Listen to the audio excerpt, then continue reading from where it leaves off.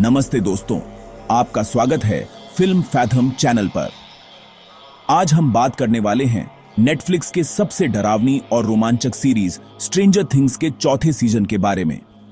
यह सीजन 27 मई 2022 को रिलीज हुआ था और यह एक दूसरे से अलग-अलग 4 प्लॉट लाइंस को फॉलो करता है। तो आइए इस अविश्वसनीय सीजन की गहराई में जाते हैं। हमारी कहानी 1986 के मार्च महीने से शुरू होती है, पिछले सीजन के 8 महीने बाद। हॉकिंस में अब शांति है, लेकिन यह शांति ज्यादा देर तक नहीं रहेगी। इस बार स्टोरी 4 अलग-अलग जगहों पर घट रही है। पहली जगह हॉकिंस, इंडियाना, जहां नए रहस्यमय कत्ल हो रहे हैं। दूसरी जगह कैलिफोर्निया, जहां 11 और बायर्स परिवार नया जीवन शुरू कर रहे हैं। तीसरी जगह रशिया, जहां हॉपर को सोवियत कैदियों के रूप में कैद किया गया है। चौथी जगह एक गोपनीय अंडरग्राउंड लैब, जहां एल को अपनी शक्तियां वापस पाने के लिए डाली जाती है। यह विविधता सीजन 4 को वाकई में बेहद दिलचस्प बनाती है। आइए हॉकिंस की शुरुआती कहानी से शुरू करते हैं। हॉकिंस हाई स्कूल में एक खूबसूरत चीयरलीडर क्रिसी कनिंघहैम है, जो अपने नए ड्रग डीलर एडी मनसन के पास जाती है। लेकिन यहीं कुछ भयानक होता है। क्रिसी के सामने एक भयानक शक्ति प्रकट होती है, एक राक्षस जो उसके शरीर को तोड़ देता है, एक डरावने अनुष्ठान की तरह। एडी घबरा जाता है और भाग जाता है। जब पुलिस आती है तो एडी ही मुख्य संदिग्ध बन जाता है। अब डस्टिन, लूकस, मैक्स, स्टीव, नैन्सी और रॉबिन को एडी को बचाने का मिशन मिल जाता है। लेकिन जब वे और लोगों की जांच करते हैं तो उन्हें पता चलता है कि फ्रेड बेंसन, एक जर्नलिस्ट, भी उसी तरह मारा गया। पैट्रिक मैकिनी, एक और स्टूडेंट, एक भयानक तरीके से मौत को प्राप्त हुआ। ये सभी विक्टिम्स में एक चीज कॉमन थी।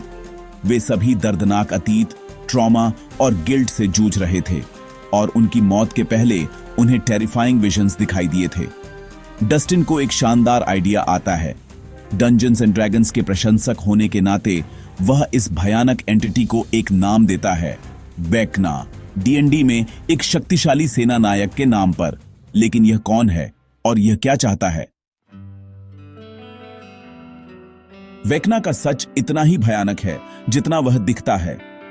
असल में वेक्ना का नस्तोयाश्य नाम है हेनरी क्रील। यह कहानी 1959 से शुरू होती है, जब हेनरी का परिवार हॉकिंस में आता है। हेनरी के पास एक असाधारण शक्ति है, टेलीपैथिक और साइकोकिनेटिक एबिलिटीज। मतलब वह मनों को पढ़ सकता है और चीजों को अपने दिमाग से हिला सकता है। लेकिन हेनरी सामान्य नहीं है, वह एक बिना दया के साइकोपैथ है। जब उसे अपने परिवार के सच्चे भावनाओं का पता चलता है कि उसके माता पिता उसे लेकर खुश नहीं हैं, तो वह अपनी शक्तियों का यूज करके अपनी मां और बहन को मार देता है।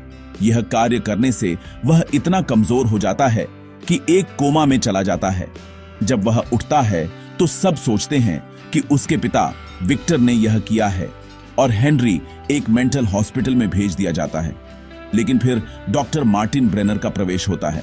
डॉक्टर ब्रेनर एक बुरा वैज्ञानिक है जो एक गोपनीय लैब चलाता है। वह हेनरी को कैप्चर करता है और उससे अन्य बच्चों को टेलीकिनेटिक पावर्स देने के लिए यूज करता है। हेनरी को 1 या सब्जेक्ट 001 कहा जाता है। वह लैब के सभी बच्चों का ओवरसीयर और लीडर बन जाता है। वहां हेनरी को एक काइंड ऑर्डरली से दोस्ती हो जाती है, लेकिन यह दोस्ती जेन्युइन नहीं है। एक दिन हेनरी अपनी भयानक सच्चाई प्रकट करता है और एक मैसिव मैसेकर करता है, सभी चिल्ड्रन को मार देता है। लेकिन 11, जो सबसे शक्तिशाली बन गई है, हेनरी को एक अलग डायमेंशन में भेज देती है। यह डायमेंशन है द अपसाइड डाउन। जब हेनरी इस एलियन वर्ल्ड में पहुंचता है तो वह इसे अपने के लिए ट्रांसफॉर्म कर देता है और इसी दौरान वह एक भयानक डीमन में परिवर्तित हो जाता है, वेक्ना। दशकों तक वेक्ना अपनी शक्तियों को बढ़ाता है, अपसाइड डाउन को कंट्रोल करता है और अंत में 1986 में हॉकिंस में वापस आता है। अब चलिए कैलिफोर्निया की ओर चलते हैं। 11, माइक, विल, जॉनथन, जॉयस और पूरा बायर्स परिवार अब कैलिफोर्निया में रह रहे हैं क्योंकि एल की शक्तियां चली गई हैं। 11 एक नॉर्मल टीनेजर की तरह लाइफ जी रही है, लेकिन तकलीफ है कि स्कूल में बुलीज उसे परेशान कर रहे हैं। जॉयस को एक मिस्ट्री पैकेज मिलता है, एक रशियन डॉल जिसके अंदर एक क्रिप्टिक मैसेज है। यह मैसेज किसी एंजो से है।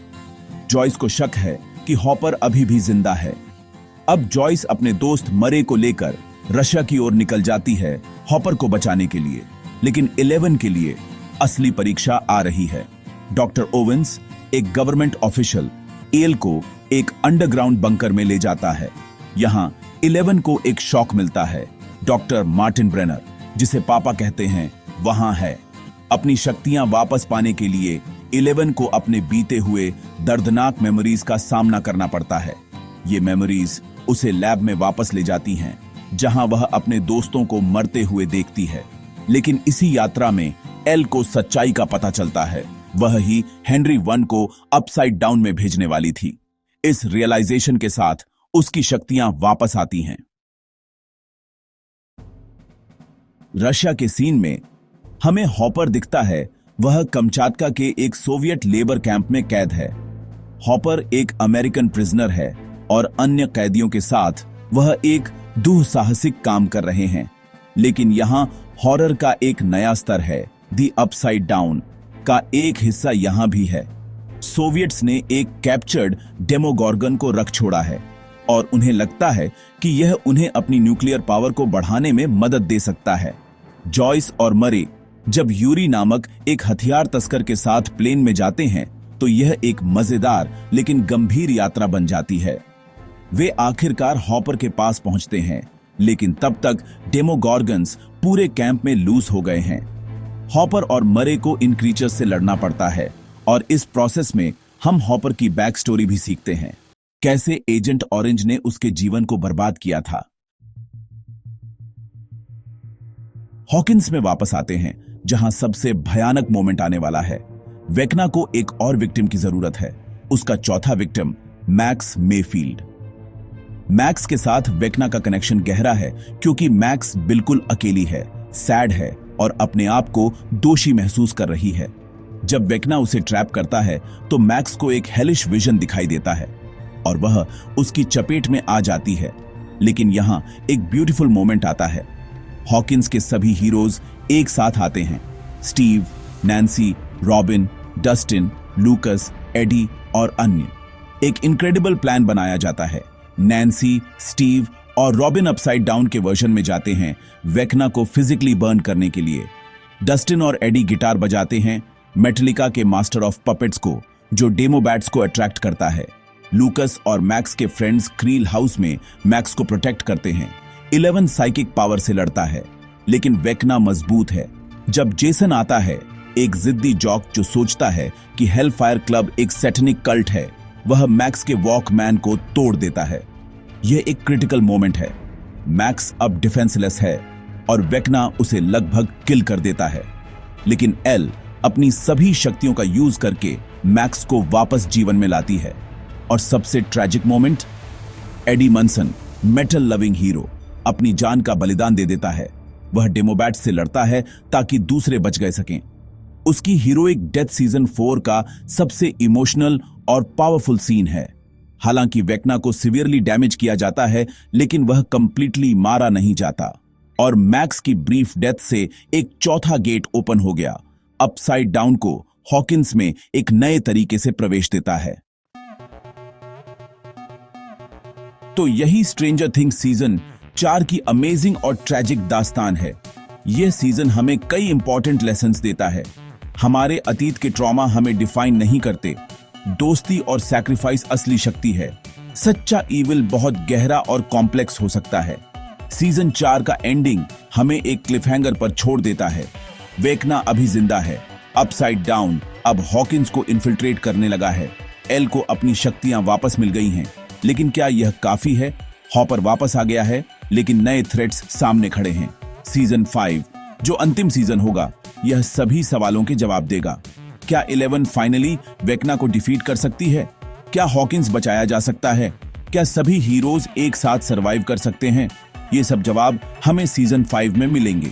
तो दोस्तों, अगर आपको यह वीडियो पसंद आया तो लाइक करें, सब्सक्राइब करें और कमेंट्स में बताएं कि स्ट्रेंजर थिंग्स की कौन सी बात आपको सबसे ज्यादा पसंद आई है। और अगर आप अन्य मूवीज और शोज के बारे में जानना चाहते हैं तो फिल्म फैथम को अपने सब्सक्राइब लिस्ट में रखें। धन्यवाद दोस्तों, मिलते हैं अगले वीडियो में। बाय।